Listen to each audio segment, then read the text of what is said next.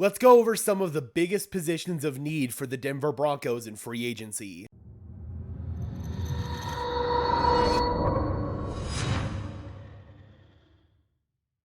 What's up, guys? Welcome to Denver Broncos Syndicate, part of the Sports Syndicate family of channels where we're dedicated to bringing you content about our favorite sports teams. I am your host, Gage Madrid. Before we jump in, guys, if you could just do me a big favor and smash the like button on this video as well as subscribe to the channel, I would really appreciate it. Those are two free and easy ways that you can help show your support, and it helps tell YouTube's algorithm to push the channel out to fellow members of Broncos country just like you and me. So we are about a month away from NFL free agency. The legal tampering period officially starts on March 13th.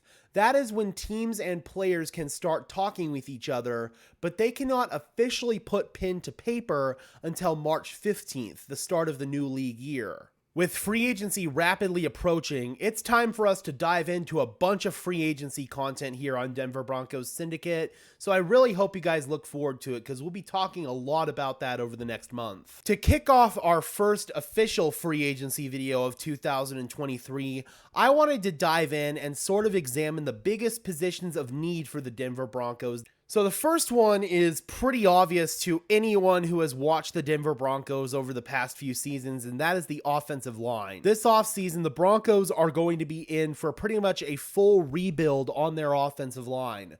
I can only foresee about two starters from last season returning, and those are Garrett Bowles and Quinn Miners. Aside from that, I believe the Broncos are going to be replacing at least three starters along their offensive line. Right tackle, of course, is the biggest position of need for the Broncos along that unit. That's a position we have struggled to fill since 2014 when we moved Orlando Franklin from right tackle to left guard. Ever since then, we have had over 20 different players start at least one game at right tackle. That is absolutely ridiculous. The Broncos have been well known for the revolving door at quarterback over the past few years, but the revolving door at right tackle has been even worse. I would not be surprised at all if the Broncos went out and tried to make a splash move at that position. The biggest name who is available at right tackle is former San Francisco 49er Mike McGlinchey, so that is definitely someone to keep an eye on there. Aside from right tackle, though, the Broncos are also going to look to address the left guard and the center position. Dalton Risner is going to be a free agent, and odds are that he is on his way out the door.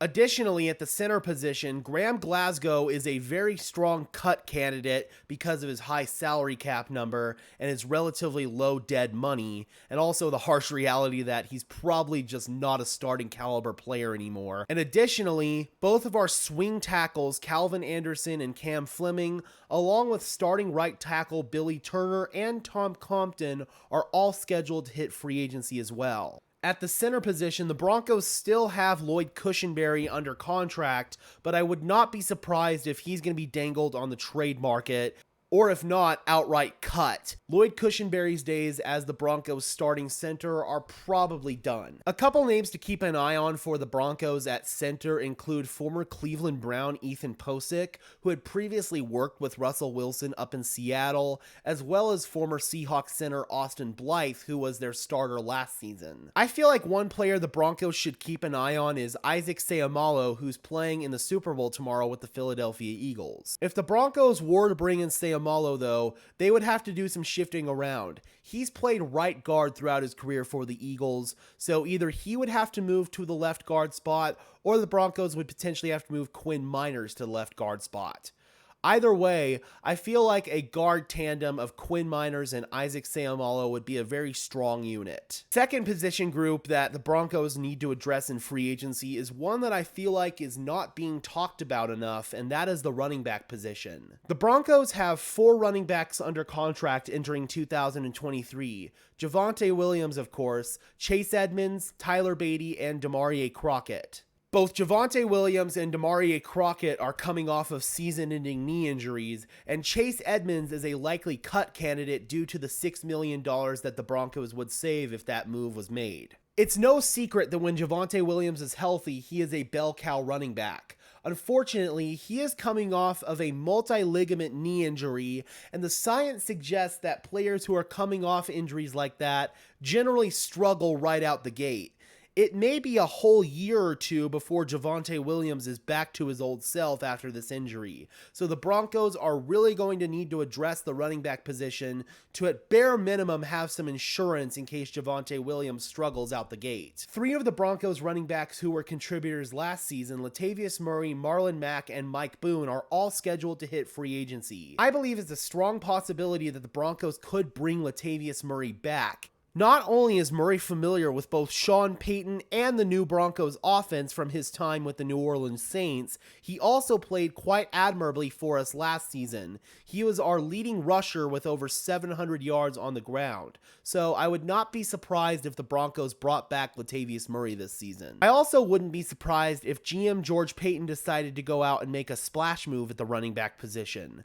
There are some big names who are scheduled to hit the market, including Dallas Cowboys running back Tony Pollard, as well as Raiders running back Josh Jacobs. I actually made a video earlier in the week talking about how Sean Payton was giving some heavy praise to Josh Jacobs and was actually even teasing the idea of potentially bringing him to the Mile High City. Josh Jacobs was the NFL's leading rusher last season and is certainly going to command a lot of money on the open market, and I'm not exactly the biggest proponent of giving running backs a lot of money on the open market. If there is one guy that I would make the exception for, it would be Josh Jacobs. The final position group that I want to talk about today is the Broncos' defensive line, especially on the interior. The first order of business for the Broncos amongst that position group is to bring back Draymond Jones one way or another, be it through a contract extension or through the franchise tag. Quality level interior defensive linemen are hard to come by in the NFL, so when you have one, you do not want to let him go.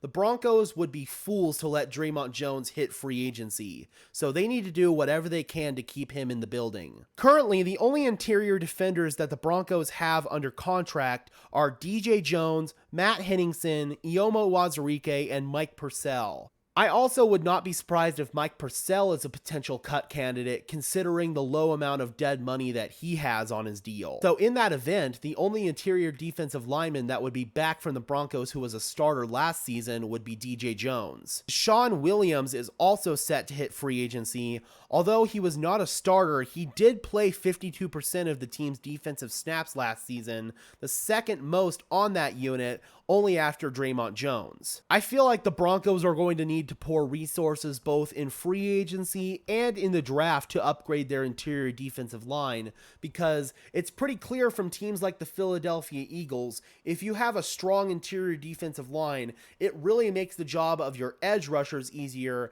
and really makes your whole defensive line as a whole a very cohesive unit. The Philadelphia Eagles are the best team in the trenches this season, and that's why they are in the Super Bowl right now. I was saying earlier in the week that the Broncos really need to follow that same philosophy when it comes to building their roster. Yes, the Eagles have a track team of a receiving core, but they also have big bullies up front, both on the offensive and defensive line. And they also have very strong running games to predicate that. So that's the philosophy that the Broncos need to use when they are building their roster this year. I'm curious, Broncos country, what is the biggest position group that the team needs to address in free agency? Drop those comments down below. I would love to hear from you. Be sure to leave a like on this video as well as subscribe and ring the bell so these videos appear in your notification feed. And while you're at it, be sure to follow me on Twitter at Gage Madrid NFL for even more Broncos coverage. And for now, this has been another episode of Denver Broncos Syndicate. I am your host, Gage Madrid, saying peace out.